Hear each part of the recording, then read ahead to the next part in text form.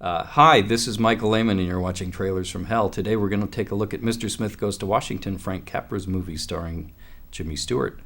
This is a classic of populist cinema, which deals with corrupt politicians and naive innocents coming into Washington to clean things up. It's part of a long tradition.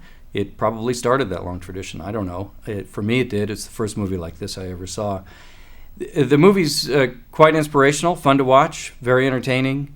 Will make you cry, will make you into a patriot. I think it's a dangerous piece of political mumbo-jumbo that has particular relevance in the day of Sarah Palin.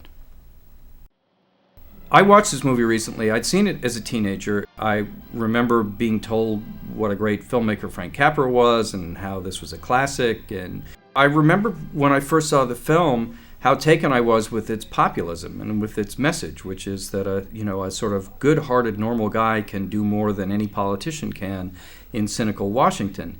And in light of today's political climate and Sarah Palin, it's kind of funny to watch this story about a naive, innocent, well-intentioned, not especially knowledgeable guy from a small state who comes to Washington in sort of a fluky way and becomes a senator.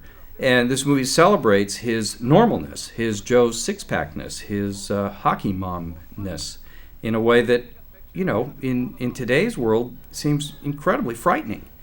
The message of this film is that our government is run by corrupt cynics, and that if we only had sort of down-to-earth, real, solid American values and patriotism, that everything would be better.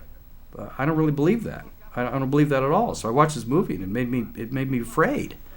It made me feel that this message, which is so inspiring in the film, is tremendously misleading and off target. And it must have been at the time as well, I guess. I don't know. Jimmy Stewart's performance is nothing short of phenomenal. It's amazing to watch him.